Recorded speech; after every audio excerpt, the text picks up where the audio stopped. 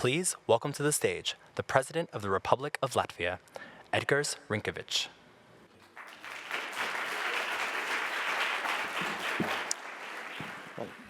Good afternoon, ladies and gentlemen. First of all, I really want to thank Clinton Global Initiative for inviting me to this spotlight session. And today's topic is very important for me and for my country, artificial intelligence. Like all transformational changes, artificial intelligence is subject to both major promises and also major concerns. In just a few years, it could change healthcare and accelerate learning. The more idealistic outlook imagines even lifespans extended to 500 years, but most probably not in our lifetimes. Nevertheless, the risks of artificial intelligence include privacy violations, increased surveillance, deepfakes, and also job losses. It can also be used for malign activities.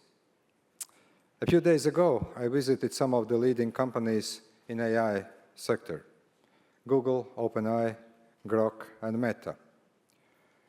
And unlike in previous technological revolutions, where the private sector very much resisted any kind of regulation, many companies today were and still are actively calling for deregulation for AI. But of course, there is no consensus on what the ideal artificial intelligence regulation should look like. Governments are trying to strike a balance between delivering on AI's promises and protecting against potential concerns. Frankly, as the country that is very close to the war zone, sometimes called frontline state, I am worried about the risks that artificial intelligence poses to our democracies. The dangers include a loss of trust in institutions and the further fragmentation of public opinion. These risks are further aggravated by hostile foreign actors seeking to interfere in democratic processes. This is a key point that I raise in my discussions with tech companies. In Latvia, we are currently working on legislation to prepare ourselves for new realities during next elections. The legislation entails to demand marking when AI is used in campaigning. It also criminalizes the use of deepfakes if those are meant to influence election results. It is the first step to see how regulations can affect the use of artificial intelligence technologies. But there is also the opportunity side. We see AI as transformative technology. We aim to become the most welcoming country in the European Union for trustworthy AI solutions. But we also want developers to prioritize transparency and adhere to sound principles. Latvia is proud to be a highly digitized nation with exceptional data centralization. It offers an ideal environment for training AI models. In 2020, we released Artificial Intelligence Strategy. It has 4 key pillars: acquire skills, reduce bureaucracy, improve healthcare, and strengthen our defense capabilities. Now we are establishing a National Artificial Intelligence Center. We want to create a fast-track testbed for AI solutions that deliver benefits for greater public good. We can use state-owned data and infrastructure for testing. The next frontier of artificial intelligence lies in diversity of models, each tailored for specific use. For instance, an AI model designed for drafting legislation will likely differ from one for clinical note-taking. We want to become a place where companies can fine-tune their new artificial intelligence solutions. Developers will work closely alongside regulators to ensure that legislation adapts in real time to both challenges and innovation.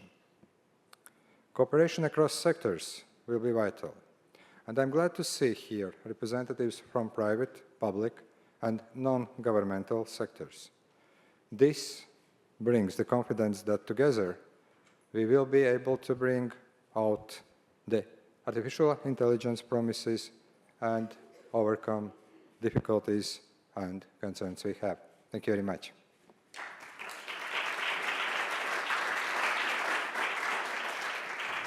Please welcome to the stage, from Axios, Ina Fried.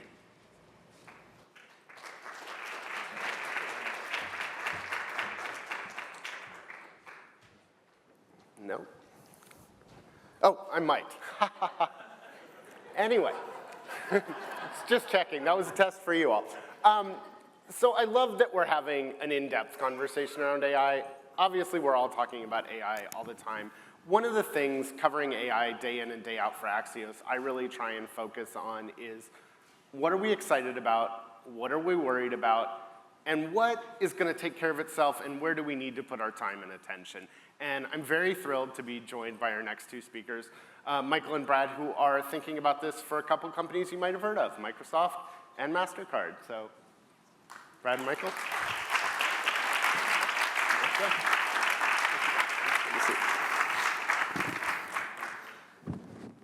So I want to get into how you're both thinking about this as, big corporate leaders, but I think sometimes it's helpful to start, how has it changed your life personally? What's one thing you're excited about for AI in your own life?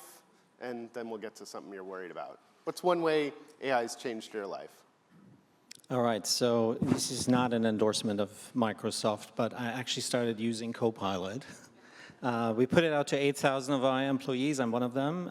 We started last year, and it's very interesting to experiment without it. So that's probably the most practical application. And I had my son come to me and say how it can help him with his essay. So it's a bit of these two aspects. So Michael chose Microsoft, so you have to pick something else that you use. No. I use it as a research assistant all the time, a Copilot, either the version on the web or, say, I use it a lot in Word. And it does require learning how to do prompts. But if there's a question that I'm going to have to go learn about and have a meeting about, I'll often say, write an 800-word summary of, and I give it the prompt, and I then read it. I may check it. I talk to others, but it's enormous time savings for me, and frankly, it probably saves even more time for people that I would be asking to go find the answer. And what's one thing that you don't want to see AI do that kind of worries you, that you're like, I don't want this in my personal life to be handed off to AI? Well, the number one thing I would say is don't get in the way of the relationships we all need to have with other people. I think that one of the unfortunate aspects of technology development over the last 15 years is that people spend more time looking at the small screen in their hand and less time interacting with the person who might be sitting with them on the couch.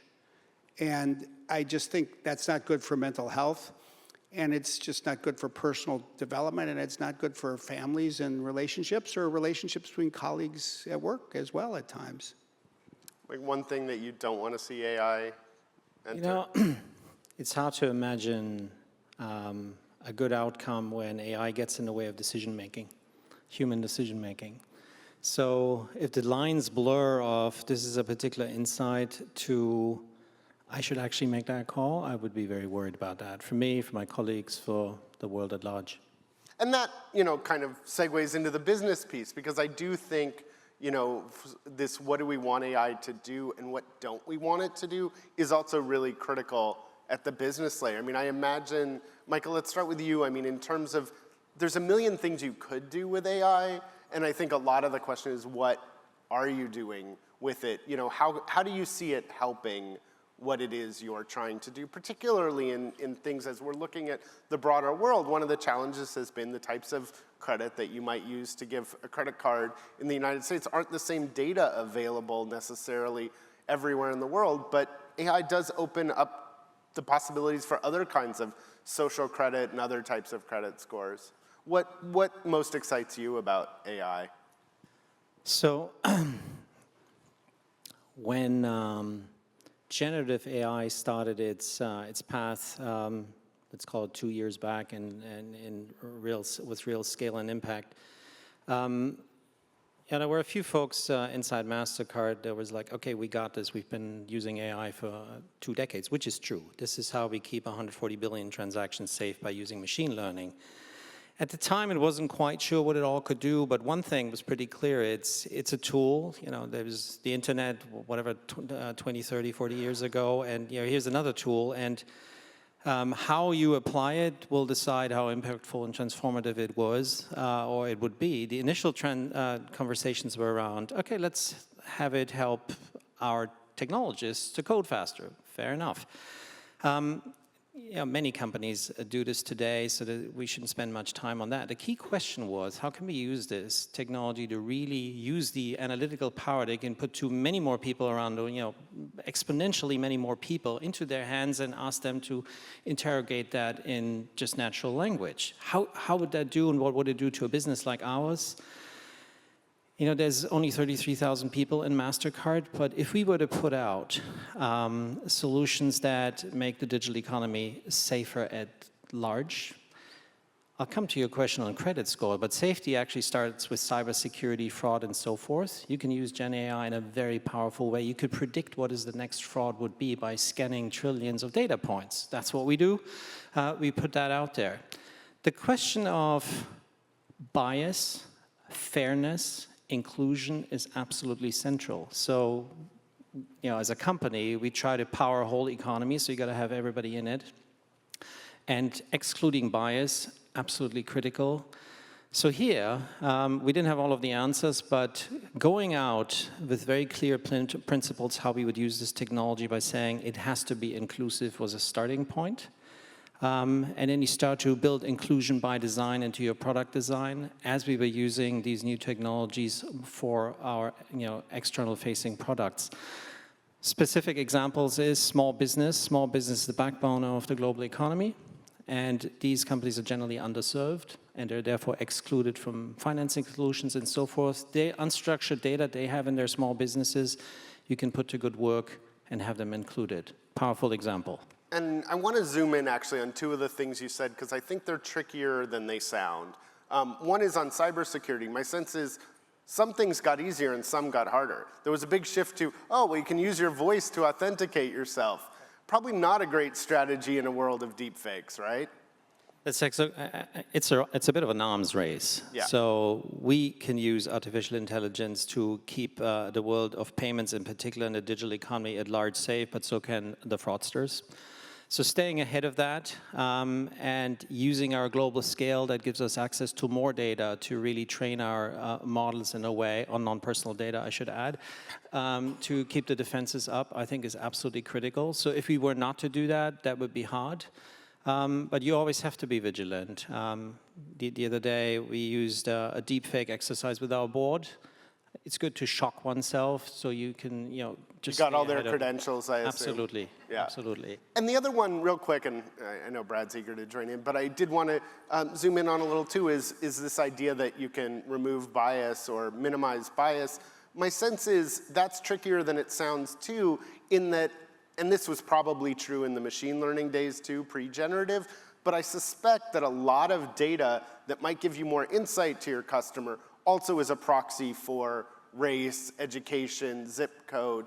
How do you make sure that not only are you not using a few protected characteristics, but also that you, as you're looking to use AI to make things more inclusive, you're not inadvertently basing decisions on other data points that are really just a proxy for those same areas?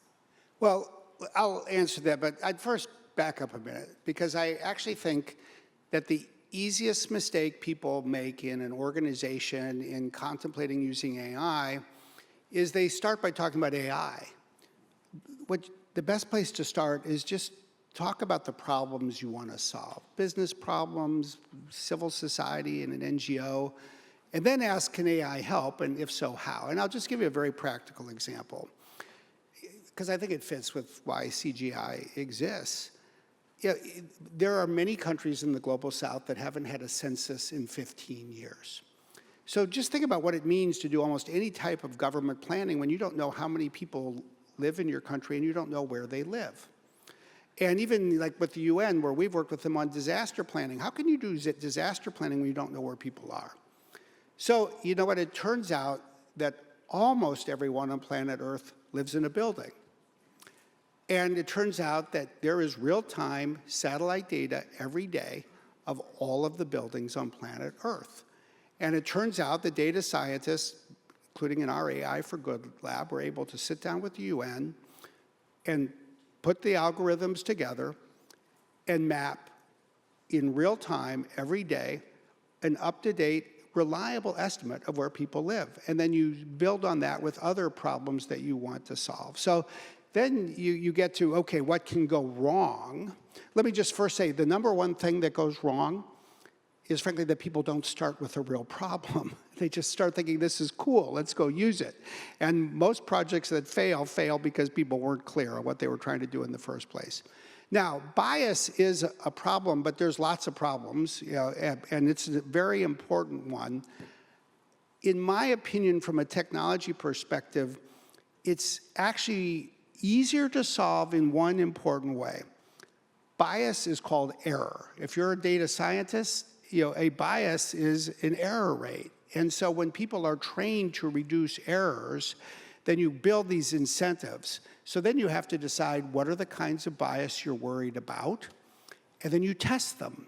And the key to solving almost all things that can go wrong with software is frankly it's like doing bug analyses. You need to be able to test, and then you have mitigation programs, and then you test again. And so, you know, there have been some really widely discussed areas of bias in recent years, like for example, facial recognition and people of color or women. And then it turns out that when you apply this methodology, you can start to get them vastly reduced. And then you have to have diverse engineering groups so that you know what to look for. You have people learning from each other. It is, relatively speaking, I think, easier to solve than some of, say, the security issues where you have bad actors on the other side trying to disrupt what you're doing. Michael, any lived experience of projects where you were trying to make things fair and the early learning was actually that product didn't turn out to be fair, or has it all been kind of smooth sailing when it comes to addressing bias? The example I just gave you on small business is probably the most powerful, where it is not a level playing field today. How can small business compete with the MasterCards or the Microsofts? That's hard. That's an catchment area problem. It's analytics and data issues that are not available, and therefore they don't get financial services, and there goes the cycle. So that's an issue that most governments worry about. And if you could level the playing field by, you know, using the data that their business does provide, what do they buy, what do they sell? That's a data set that could be employed to provide access to credit in a very different way, and then level the playing field. So I think that is an exceptionally powerful example that hasn't been solved yet. So we put out a set of solutions to the market, leveraging artificial intelligence to address this problem by pulling that data in. More work to do. I think the private sector and government and central banks can step up to recognize some of this work and put it forward. One thing I try and look at when I'm looking at a new technology, every new technology has its bugs. You are familiar with one or two bugs, I'm sure, in your career. Every new technology has a set of new opportunities, new challenges. There's a certain set of problems that I know from having been in Silicon Valley 25 years, they're going to get worked out. And then there's a second set of problems that don't necessarily get addressed unless you put active energy towards solving them. I'm curious for each of you, what are the things, particularly with generative AI, that you think, yeah, better models, you know, a little time, this will get ironed out, and where are the things that we really need to pay attention? Because, for example, my sense is, you know, misinformation widely recognized as a problem. That's a big one with generative AI. It's just very powerful, and that's one use. On another element, income and wealth inequality, my sense is generative AI could be used to create all sorts of new opportunity. but it also could really exacerbate income inequality, particularly putting pressure on wages. But I'm curious, from each of your standpoints, what are the ones that you think need time and attention? Brad, do you want to start? Well, the first thing I would say is the biggest change in some ways for the history of digital technology is how AI, and especially generative AI, has changed the economic structure of the technology sector. And that has massive implications for how quickly one can hope and expect this technology to diffuse and make it around the world. Yeah, Microsoft was a typical company when it was started 49 and a half years ago. It was literally two guys in a college dorm room.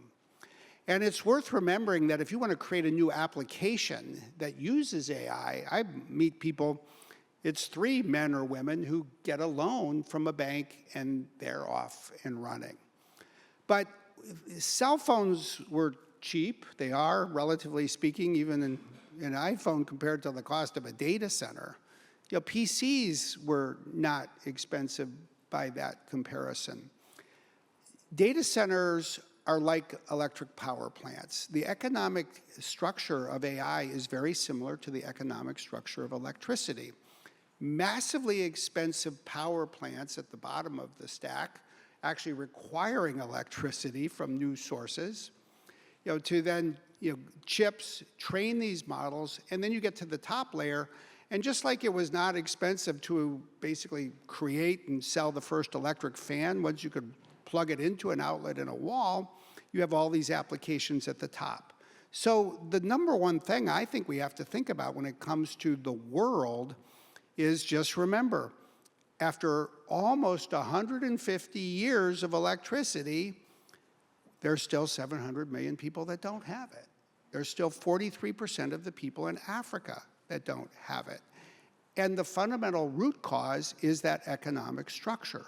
So then the question becomes, are we going to take 15 decades to bring AI to the world, or are we going to do this a better way? And how are we going to do that?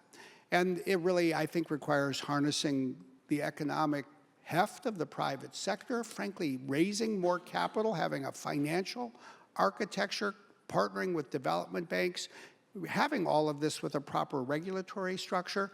But I think if we don't spend more time just thinking about the economic structure of the technology, we are going to put ourselves on a path to basically come to New York once a year and all talk about how some people have it and some people don't and never make real progress. Yeah, I was struck that, while it was great yesterday at the State Department, you were joined by the leaders of almost every other big tech company doing AI, and you made, big noteworthy commitments, but I was struck yet again, it's all folks representing one country. I'm sure China could put its own group of people up, and it's not inherently going to spread itself. And a lot of the people whose lives are going to be altered with it don't have a seat at the table in terms of how. One of the places that comes in is governments, and so much of the conversation I have about the role of government is about regulation, but I think when you're talking about the developing world, it's really different. What do you perceive is needed for governments? Because I imagine your conversations with governments around the world, they don't want to miss out on AI. They want to use it to solve big problems. They need technology and money, which are the two businesses you both are in. But what else? What do you need from them, and what else do they need? There's a really important part of the economic equation that I think is usually overlooked. If you want to increase the supply of something that is expensive, yes, you can call on the global north to be more generous, and you can talk to development banks and the like. But if you really want to get capital flowing and you want to increase supply, you've got to grow demand. So one of the questions, let's just take it in Africa. What can the countries and governments of Africa do to bend the demand curve so that then you get more supply? And I think there's two clear things. There's 54 countries in Africa. If every country says, we will only store our data within our border, therefore we need 54 different national AI investment plans, things are going to go way too slow. But if you can get the 6 countries in, say, East Africa to work together and put together, say, a trusted data zone with common and high standards for the protection of privacy and security, say the avoidance of bias, but with some ability to pool demand, now you start to bring in more investment. The other thing I think governments have to recognize is, somebody who goes there regularly is, unless governments start to use the power of public procurement to prime the market, to build usage, then that is going to slow things. So it is a different kind of conversation.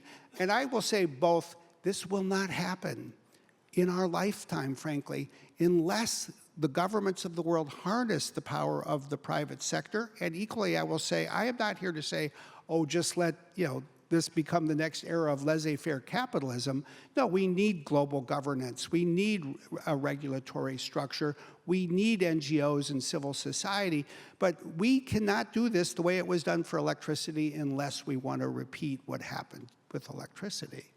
Michael, are there some lessons you take from having spread financial products around the world and seeing what's different and the different needs that inform how you think about what's needed to distribute AI more equitably? So building on what Brad just said, it starts off with, you really have to think of this in a systemic fashion. So what is the base? Do you even have access? Do you have electric power and so forth? But then you come to different questions they build from here on. First of all, you got to recognize, let's stick with Africa for a moment, the significant parts of Africa that don't have any Wi-Fi, don't even have any electricity to start with. So if we were to solve that, then what? The next question is a digital inclusion question. So how do you go about that? And yet again, you could argue there's a set of countries that will have a digital inclusion agenda, and everybody goes off on their own, doesn't work. In the end, borders don't matter much in a digital world. So you need concerted efforts where it's clear. There's a set of partners that can drive towards commercial viability. This is not NGO-based, it's not government, it's the private sector providing choices to people so they can decide what they want to do in their lives. It's got to be programmatic. So get partners around the table, get public funding, and then have a continent-oriented initiative. In fact, we have just kicked that off yesterday here in New York. The Made in Africa Alliance is mobilizing digital access for Africa, 100 million people in 10 years. We first started to talk about this. In fact, Microsoft has joined us on it in May during President Ruto's visit. The African Development Bank is putting $300 million up. Here's a company, Microsoft, that helped with the infrastructure piece and the access piece. There's a digital inclusion piece, which we pride in. There's a whole set of banks from around the continent that come onto the platform. Now, that is significant scale, that's impact. And I think those kind of models can be copied to really catch up and ensure that if we roll out AI today, and you're going to not address the starting point that different countries have, you're going to have an unequal world. By that, we're accelerating getting onto the same level, and then ideally everybody can benefit from that technology. How confident are you, because I've asked what we need to do, but I'm curious, how confident are you that, if we come back here 3 years from now, that AI will have been a force for more equity and not less? I think AI will be inevitably a force for more equity for everyone who can have access to it. I think that's the rub. Because it lowers the costs and barriers to entry of doing so many things. I mean, frankly, just think about the number of things that are done in the world today that involve software. Most software is created in individual organizations on a custom basis. We're already seeing AI massively lower the barriers to entry for people to create software. And that will work, but only if people live in a country where they have some access to the AI itself. And so that's where I just think we really do need to zoom out and think about the economics of AI. And when you think about all of the AI conversations, we talk about the risks of AI, the benefits of AI, the security of AI, all really key things. But until we start talking about the economics of it, I don't think we're going to do what we need to do to really spread it as broadly as we want. So if I'm hearing you right, you're not at all worried that the AI itself will increase income inequality and other inequities, as long as it's mostly, the biggest risk is not getting it. No, well, look, you know, you and I have known each other long enough to know that my job is sort of worry about everything. So of course I worry about the other things. You know, if you just take then call it a global north society where AI is likely to be more plentiful and accessible.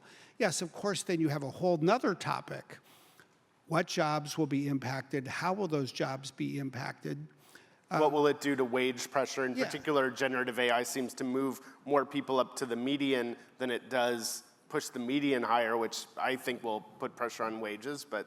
We'll see. I mean, I think, first of all, I think it's going to be quite varied across a number of different professions and occupations. And it has the opportunity to, there may be certain fields where there may be fewer people in a field, but they will be more productive and hopefully have, frankly, more fulfilling jobs. What one should hope is that if people are more productive, then that productivity translates into wage growth for those individuals. That depends on a lot of other aspects in the labor market, but I think that should be the goal. Michael, I want you to have the last word. When we come back 2 or 3 years from now, what's gotten better and what hasn't, and why? Right.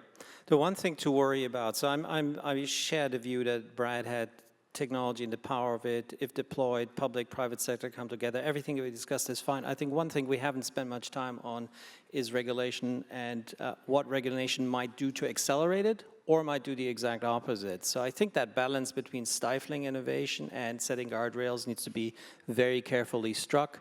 I think here, in particularly, international interoperability of such rules are particularly important, because if you set some rules in Europe and in Africa, it's different. I think it's really hard to imagine that we're going to make as much progress as we could. So that whole aspect, I think that discussion yet needs to balance out. There's a tendency in some parts of the world to regulate a little earlier, focus more on the risks. In other parts of the world, focus more on the power of the underlying technology and regulate once you have products in market. I would think the latter is probably the better approach. So more work to do on that front, I think. All right, well, we'll have to leave it there. Hopefully we get to come back in a year or two and see what proved to be right and not. Thanks so much. You can leave the mic there. Thanks so much. And if you will join me for our next commitment, please welcome Lauren Leader of All In Together. In 2019, I was elected to local office in a small town about an hour north of here, an hour north of New York City. I was the only woman elected that year.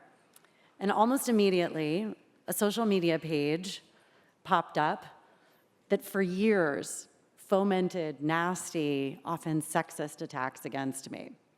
Members of this group posted information about my children, the license plate of my car, and my home address.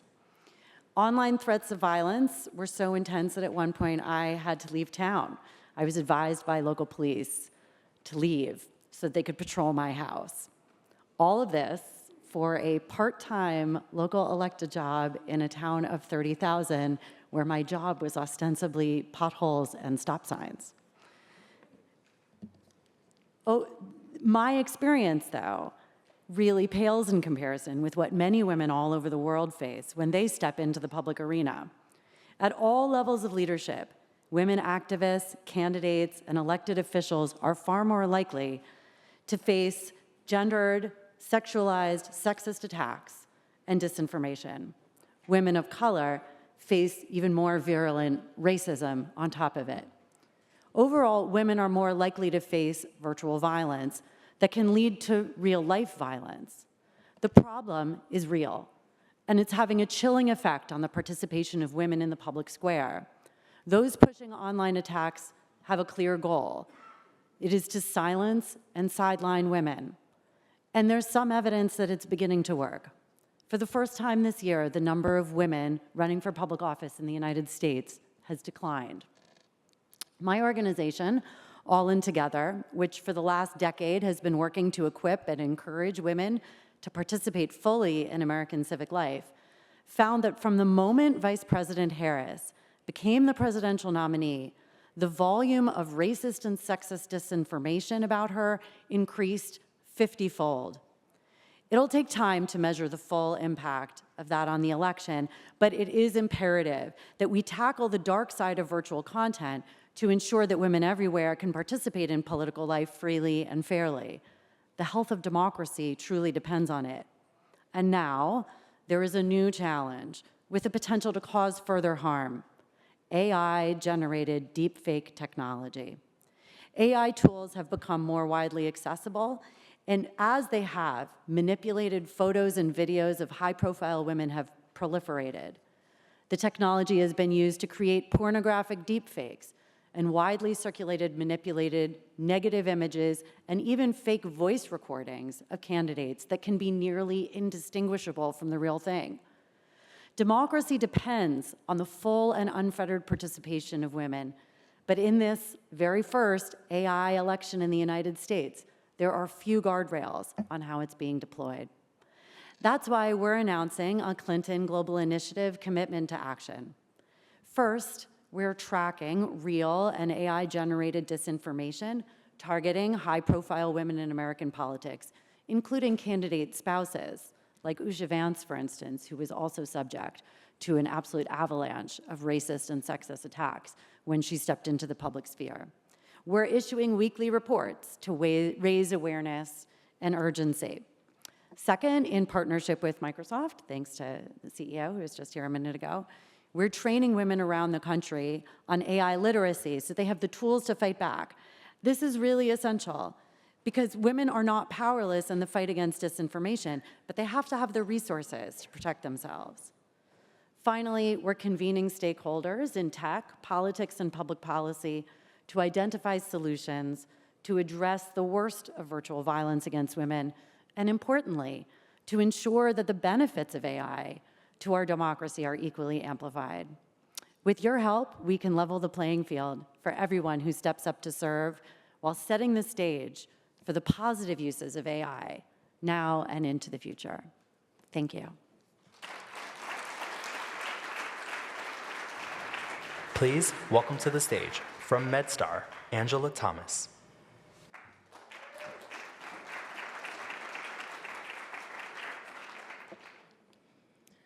My name is Dr. Angela Thomas, and I would like to introduce you to Dr. Shalon Irving, an epidemiologist with the CDC, a lieutenant commander with the U.S. Public Health Service, well-connected in her community, and a village of support that surrounds her.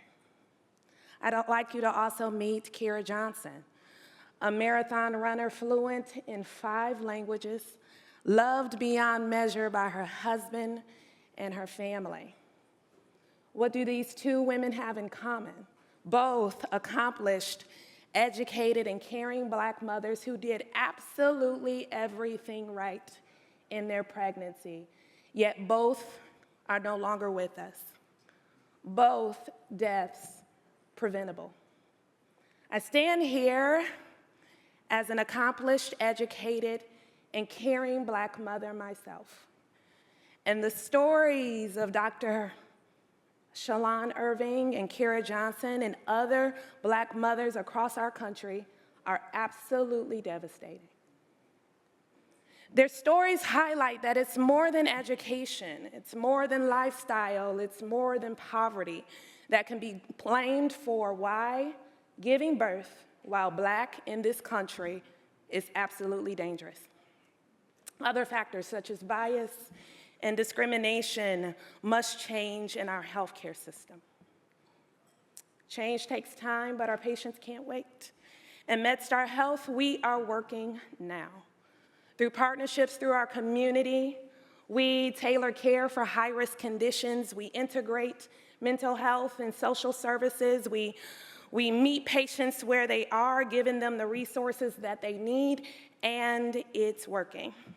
Patients who receive prenatal care under Safe Baby, Safe Moms are less likely to experience severe maternal morbidity, have fewer cases of low birth weight babies, and fewer babies born preterm.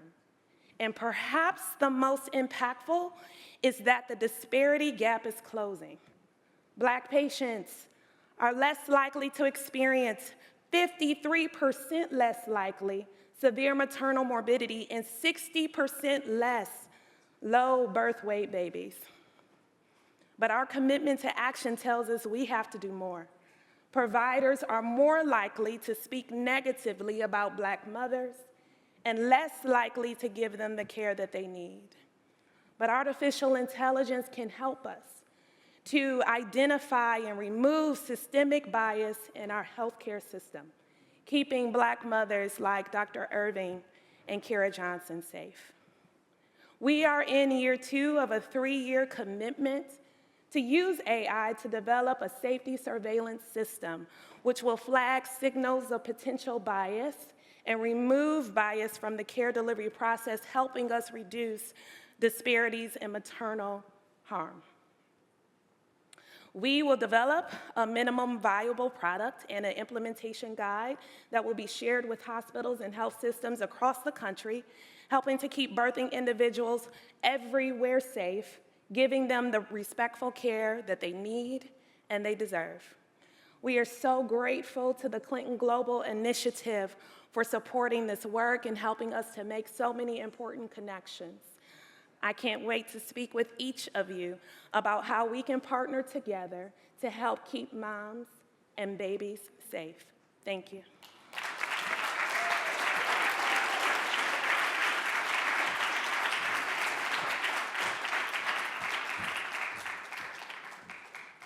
So we are going to keep the commitments coming. Shifting our focus to education. The United Nations first declared education as a universal human right in 1948. 76 years later, the UN reports that 250 million young people across the planet are out of school, and only a third of 10-year-olds can read and understand a simple text. Such an expansive global problem is going to take creative solutions to close what is more than just an education gap, but a canyon for many children around the world, limiting their ability to fully pursue their aspirations and economic livelihoods. But as we've heard and will continue to hear during the rest of our time together, there are leaders who are implementing solutions to ensure that education is not only a declared universal human right, but an achievable one. Please help me welcome 3 new Clinton Global Initiative commitments to action. Please help me welcome Joe Wolf and Rapelong Rabana from Imagine Worldwide, Ayan Kishore from Benetech, and George Strauer from Building Tomorrow.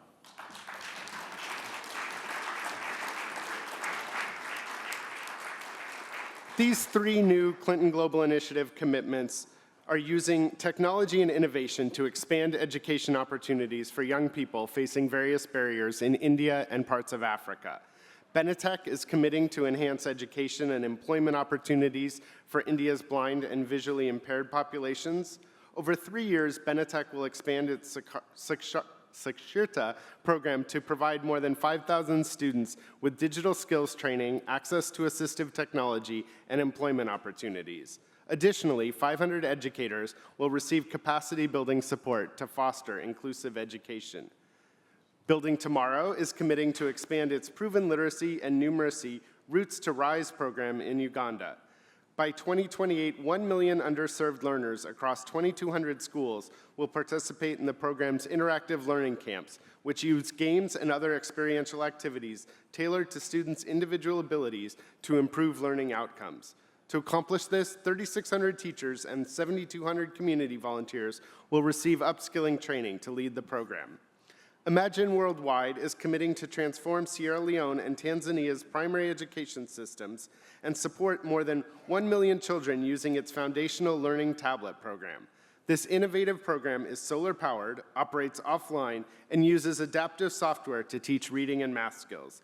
Alongside educational gains, Imagine Worldwide aims to improve school enrollment and attendance, provide solar power for 1,250 schools, and train thousands of teachers, all while creating new jobs in installing and maintaining solar devices.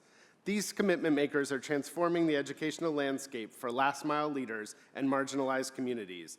I hope that their solutions for what's working will inspire you to join them or launch your own programs to make education more accessible, because our world's young people and our world's future depend on it. So thank you very much.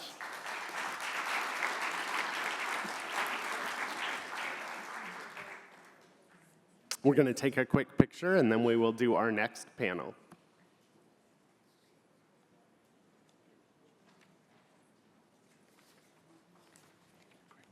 Thanks.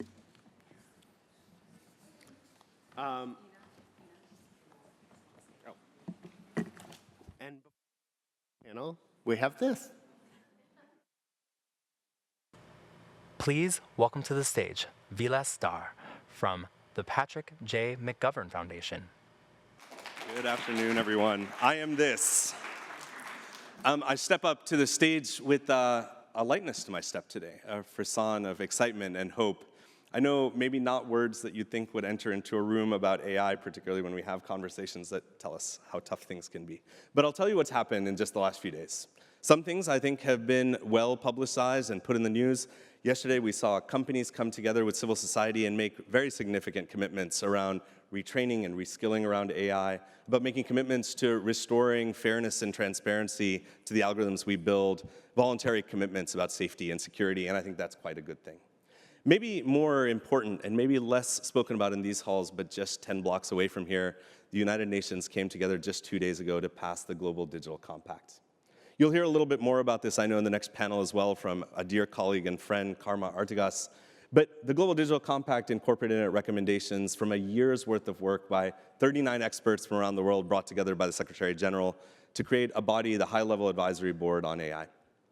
These recommendations speak to where our public conversation has been, not just in the last year, but in decades of work on AI.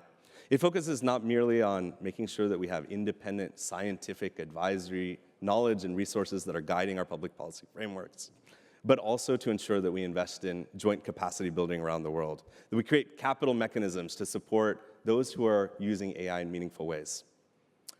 I know it's been a long week for many of us, those of us who have been working in negotiations, in speeches, in talks, and so I'm going to give you a 4-minute policy speech. Stay with me. 3 quick ideas crystallized together. The first is, even in the years since this conversation first entered really the halls of UNGA, of CGI, of New York, the conversation has shifted in a material way. We're able to talk today about the fact that maybe the current system that we have isn't entirely the system we want, that a system that feels often like technology companies innovating, governments being asked to regulate, and somewhere within the voice of you and me, of consumers, of people around the world getting lost, is no longer sufficient. That voluntary commitments about safety, as important as they are, don't actually let us say that there's a collective purpose and a participatory process by which we decided what was okay and what wasn't. That today when we talk about risk, we no longer think about fantastical, long-term, amorphous, ambiguous monsters under the bed.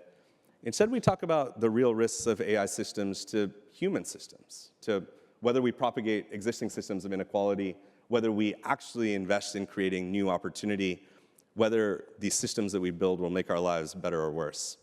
It's a conversation about risk that actually feels quite good, because risks can scare us, but they can also force us into better pathways that guide us to better futures.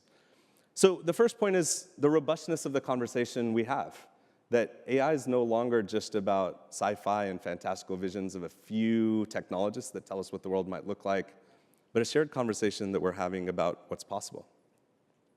The second thought I want to share with you briefly is, in a world where we say maybe the existing system isn't what we need it to be, we have glimmers of hope about what alternative systems might look like. I spend a lot of time working with communities around the world to understand what the climate impacts of AI systems might look like, for example. And we know that the existing grids and power facilities we have are not sufficient to sustain the model of technological innovation that's being put forward, one where we throw every single energy resource we have into training ever more complex models. This week at the United Nations, I had the great privilege of working with a dear friend and collaborator, Rafik Anadol.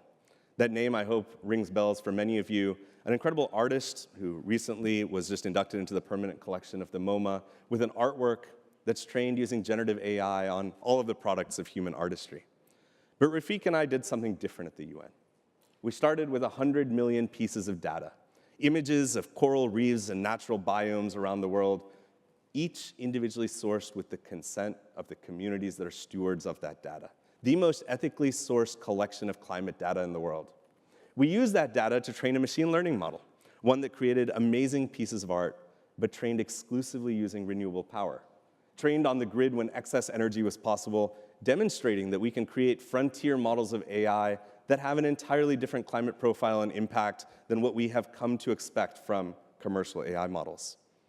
And in watching the products of that, the Secretary General of the United Nations came through and said, you know, I've seen Rafik's work at MoMA trained on human artworks, and it was great, it was compelling.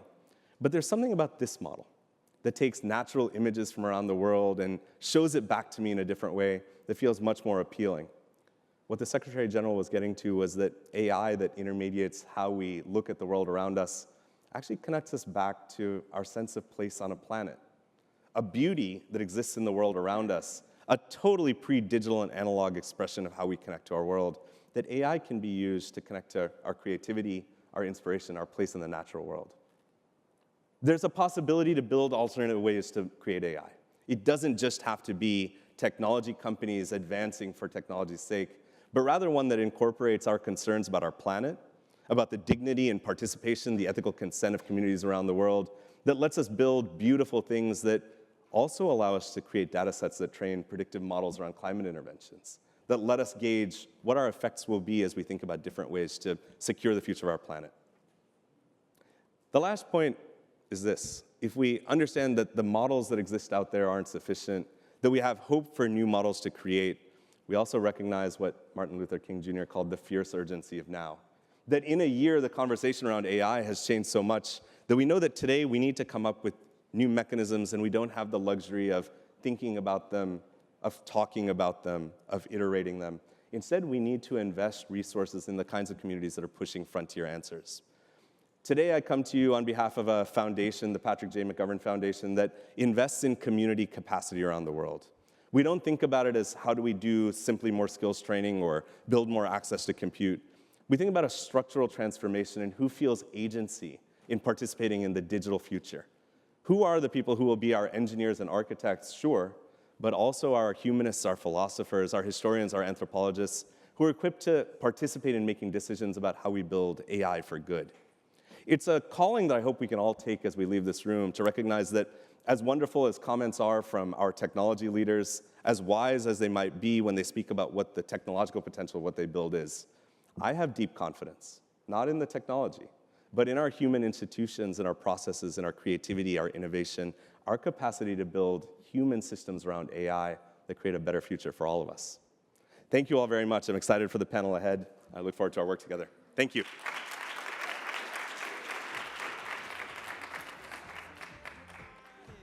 We were going to have a panel. Just got a little ahead of myself. Anyway, please help me welcome our next panel. One of the things that I've really appreciated so far, this is my first CGI. Any other first-timers here? Okay, I can't see anything anyway, so I'm going to assume a few hands went up. Is that we've paired business leaders from big companies that we've heard of with people on the ground who've had experience seeing technology thrust upon them and also have thoughts on how those donating, those looking to expand markets can do so. So I'm hoping we're going to get into some really good applications of the AI technology and what we should keep in mind with our next panelists. Please help me welcome Lovisa Afzelius, Carme Artigas, and Hansi Singh. Welcome. Good to see you. Welcome.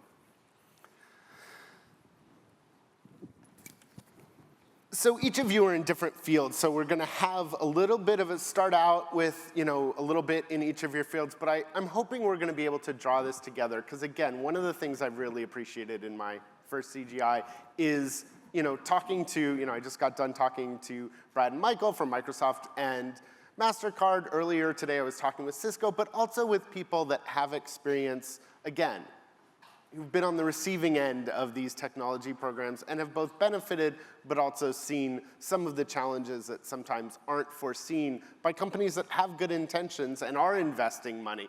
You know, again, you got to have the good intention, you got to actually put the money where your mouth is, but that's actually not all it takes. So, sorry, let me quickly move around. Lovisa, in your career, you've been a CEO, a co-founder, a board chair, and done a lot in biotech. You know what it's like when there's a promising new technology. Talk about what it's like when that new technology comes and sort of what you've learned in the past and how that informs how you're thinking about AI. Absolutely, happy to. Thank you for having us. So I think at Flagship, when we are creating new companies, we really think about how to go after the non-adjacencies, how to really go after that white space that you're talking about, going where others had not really gone before, because it also gives you an opportunity to move quickly as you learn more in that particular area. And we start off many times by asking questions like, what if we could solve something? And trying to have that innovation process being very creative and not put a lot of constraints to it in the early stages. And in particular with new technologies, I think there is always a lot of worries about that there is a high risk in something that you're taking on. But we actually do like to think about it more as there are high uncertainties. And instead, when applying new technologies, be very, very diligent as to the process, as to asking those critical questions that you know that you need to solve in order to be able to see a solution to the problem. And by doing so, you can more or less reduce that uncertainty. And once you have understood more about it, then you can start assigning risk towards it and make a decision, a cognizant decision, whether to move that technology forward or that platform forward that you're looking to build. And for those who don't know what Flagship is doing, one of the things you're doing is helping prepare for the next pandemic, which will itself, if it's anything like the last pandemic, bring a lot of unknowns and uncertainties. And one of the ways we succeeded most as a society, we can have a whole separate panel on all the things we did right and wrong in the last pandemic, but one of them was bringing to bear a bunch of technologies that had been in development, but maybe were moving at one pace. We rapidly accelerated them to get treatments and vaccines out there quickly. What lessons have you learned and what are you doing now to prepare for that next pandemic? So actually already just before the pandemic, we started looking at the data and we saw that basically every year or every second year, there were outbreaks that could just as well have led to a pandemic. And it only was months after we saw that the pandemic actually hit. And we founded a company named A Priori Bio, and what we really set out to do was to address highly mutating viruses, such as, for example, corona, as we saw, but flu, HIV, several of these viruses where we still don't have full protection towards with vaccines. So what we did was basically that we built an artificial intelligence platform that was highly informed by biology. So first we created an experimental platform that allowed us to sample hundreds of thousands of potential viral variants or fragments of them. And with this exceptionally deep data set, we apply machine learning so that we can infer across the totality of the potential future variant space. And what that allows us to do is literally to identify what are those mutations that if they would occur, we would no longer be protected with current vaccines. And what we do is that we use that knowledge to design novel antigens that allows to elicit an antibody repertoire that is protective both towards current but as well as future threats. Obviously super important, each year we see with coronavirus, yes, thankfully it's become, less severe for a lot of us and we've gotten protection, but also the vaccines tend to be mainly focused on what everyone was catching last year and only slightly effective. I mean, it's very reactive, as opposed to being prospective in the way we think about vaccines for the future. And I also heard from you another theme that I think we'll be picking up on, which is when we talk about AI, we're not just talking about generative. Machine learning is still doing a lot of the hard work. It's still doing a lot of hard work. I think generative approaches are coming more and more and are really making a big difference. And with the large language models, I think we saw that upswing in not having to generate so much new data all the time, but being able to leverage that what is there, create proprietary small data sets that can then help guide the current knowledge to generate novel insights. And actually, maybe, some hallucinations as well that can create some new imagination for creative solutions in the future as well. So we're going to shift gears a little bit, but again, I think we're going to get back to a common theme. Hamzi, for you, first of all, maybe help us understand what Planet AI is all about and sort of how you come at this, both from the company but also from your own experience and outlook.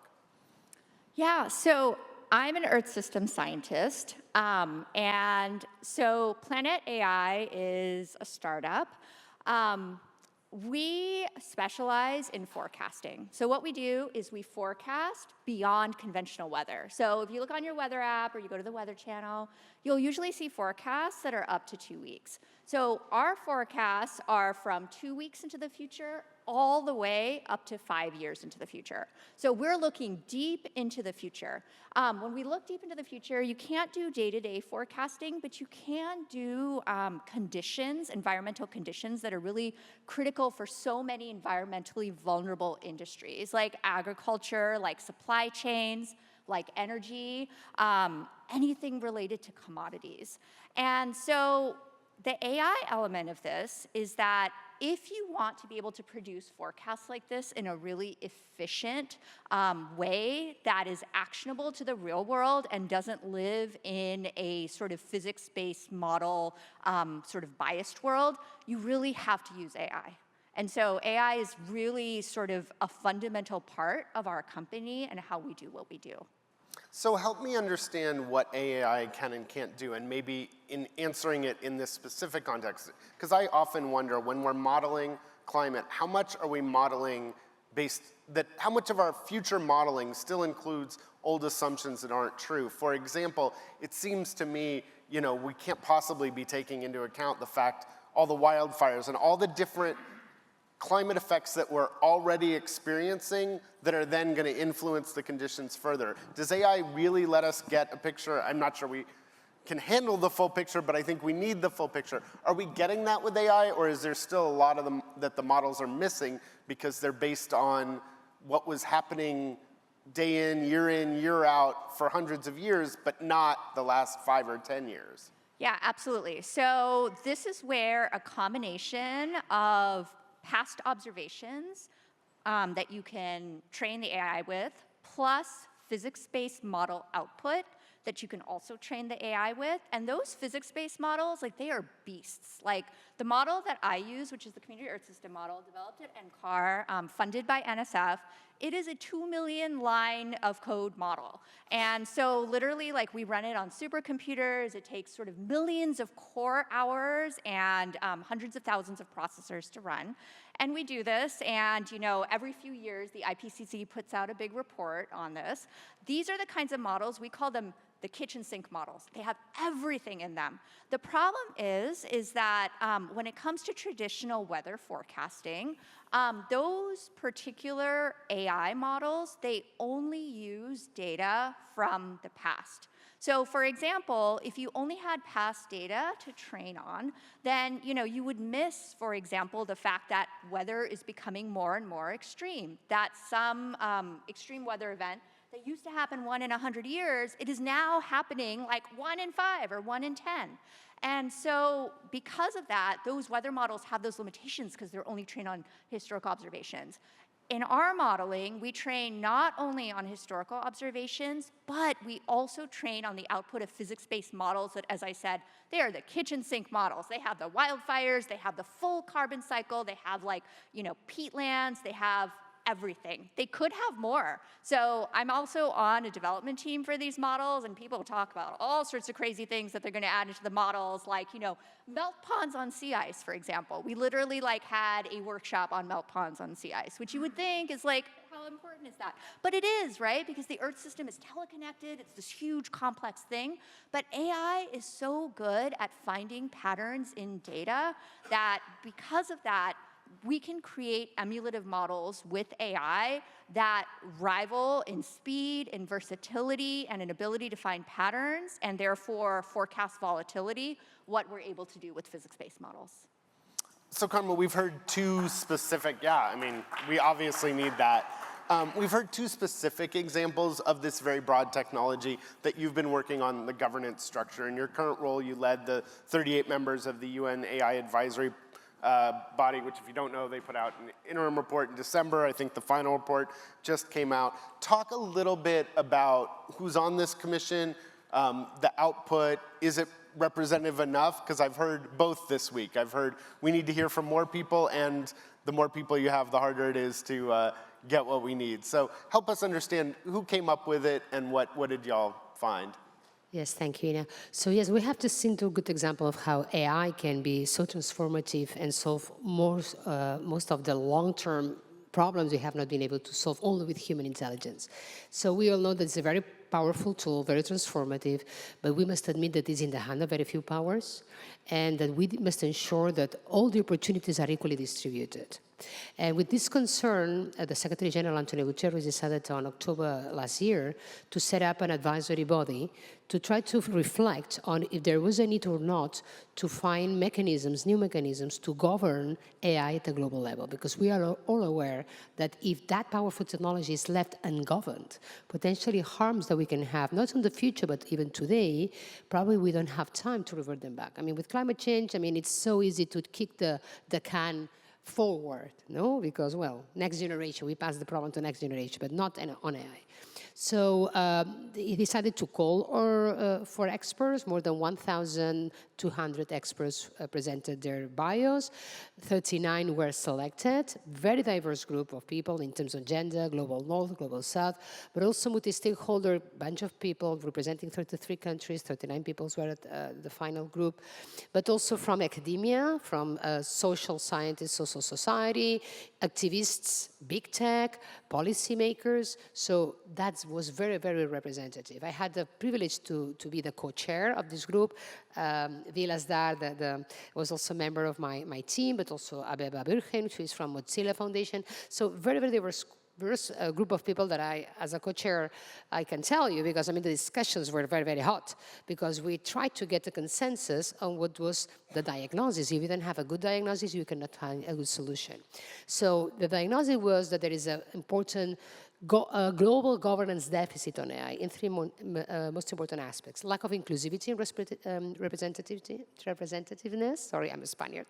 Representativeness. So 118 countries in the world are not even sitting in any of the initiatives that are in this moment. No G7, no Bentley Park, Safety Summit, nowhere. 118 countries in the world.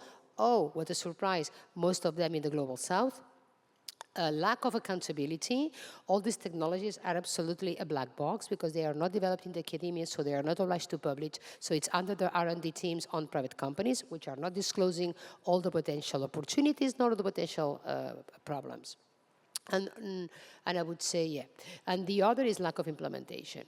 So what we came is to the conclusion that we should do something, because these problems are so broad, so complex, that no single company, no single country, no single region can solve them all.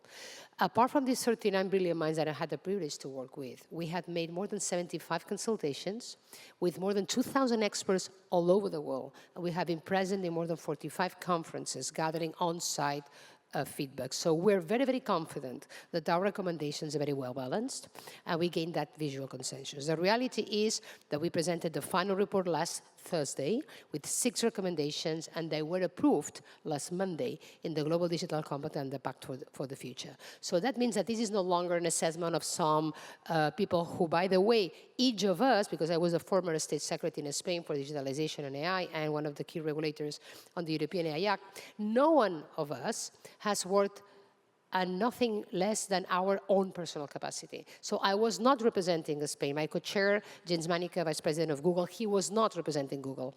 Each of us were representing our own beliefs, experience, and I would say point of view. And I think the result is very, very actionable.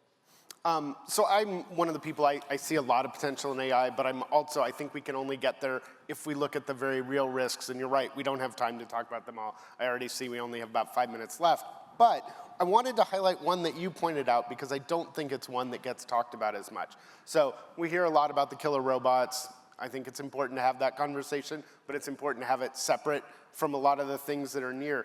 But you said the real existential risk is that we all become mad because we can't believe what we are seeing, hearing, or reading. How close are we to that risk? Because at least in the United States, I feel like that gap was real in trust and in media literacy. That gap existed before AI, and I am really worried about it. Yeah, you were making a very good question, Ina, to Lovisa about the pandemic. The real pandemic we have in the 21st century is lack of trust. So the word seeing is believing doesn't work anymore. So I think the first thing we need to do is build trust. And trust is built on transparency and an accountability. And for that, we need governance. So the report is called Governing AI for Humanity. We know all the potential. In order to guarantee that the benefits of all this potential are equally distributed in all the world, global north, global south, also in vulnerable communities, we need to guarantee equality on the access and accountability and governance. So we only have a few minutes, and I want to use that time. I think these meetings are great to talk about things, but I think it's easy to have great conversations. We go back, we do all these things in our personal capacity, we go back to our job, and we aren't doing enough. What are some concrete steps you want people in this room to think about? We have a lot of powerful people in this room. I can't see, but I can feel it. What are some things that you've experienced firsthand that you would pass along when it comes to, again, how do we govern a technology? How do we make use of it? How do we ensure that it is delivering what it is we want? Whoever, yeah. All right, so I think in the life science space, we are somewhat in the beginning of actually being able to see what generative AI can really do for us. Asking the right questions is still complex because biology is complex. I think putting too much regulation as to how we can actually leverage generative AI in drug development may put constraints to our innovation, because I think we can all agree on that the time it takes to bring medicines to the market needs to decrease to actually meet the unmet need that is out there. And I think AI can have a tremendous impact in making that journey shorter. And we should find ways, in a trustful way, exploring that together in the best possible way. Hansi, I'll come back to you, but Carme, I'm curious, you worked on this framework. Is that risk one of the things that came up, the over-regulation risk? How did you all balance that in coming up with the report? And what do you think, again, what do you want the people to take away from the report in terms of how much I think everyone agrees we need some regulation. Everyone agrees we don't want too much. Nobody knows what just right looks like. Well, I want to tell the difference on things that usually confuse: ethics, regulation, and governance. Ethics is what are the best, how we should behave according to an acceptable moral values and principles. Governance means what are the instruments we must put in place so that we ensure that companies, people, governance behave ethically. And regulation is one of these tools, but not the only one. Regulation For example, I was the lead negotiator of the European AI Act, is one way to achieve it. But we can achieve the governance through transparency, scientific panels, as we propose, monitoring tools, market incentives. So in the particular Governing for AI document, we are not pretending that UN becomes the global regulator of AI. That will have to be according to the market. But as a European regulator, I can tell you that regulation does not stifle innovation. It creates certainty for consumers, certainty for citizens. We are not regulating technology, only the high-risk use cases of technology. And when you build certainty, you encourage a market to flourish. What's happening now is that people cannot trust the technology, and therefore that can slow down the development of what's more important. The more important is not the large language models per se, general models, is what she said, a specific model trained with specific data to solve real problems. And that's why we need some regulation to prevent the harms that we, in this particular regulation, when can continue evolving without human agency. If we need to wait until the harms, we will not be able to revert back those harms for the society. Well, I would love to hear Carme and Lovisa talk about this more. I think that would be super fun. We'll have to plan that for next time. But Hansi, I wanted to ask you, we had a conversation before we went on stage, and you talked about the challenge of, Sam Altman being the face of AI and that being everyone's perception of what AI is. I thought that's an important message. What do people need to understand about AI beyond what we hear when we see Sam?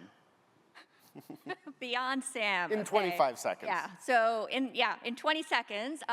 So I really just want to emphasize that we don't want to throw the baby out with the bathwater. So there's amazing things that in various scientific disciplines you can do with AI to accelerate, to make more actionable a lot of the science, to really help operationalize it and bring it to human beings for decision making. This is what we do, and we think it's just a really powerful use of AI, and it just means that we don't need to kind of, break the entire table. There might be a few things, we need to put guardrails on them, to build trust especially. We don't want to build, a low trust society. But at the same time, there's so many amazing applications of AI to science. And so I'm really excited in my field that I'm in and with this company that we're building, Planet, and in the future, really looking at so many other ways that we can make the world a better place using AI in legitimate ways, not just, Sam Altman's God mode. Well, we are going to have to leave it there. If you've enjoyed this and you want more of these sorts of discussions, I do a free daily newsletter for Axios. You can go to aiplus.axios.com, and all we ask for is an email, and I'll be bugging you in your inbox every morning. Thanks, everyone. Thank you so much.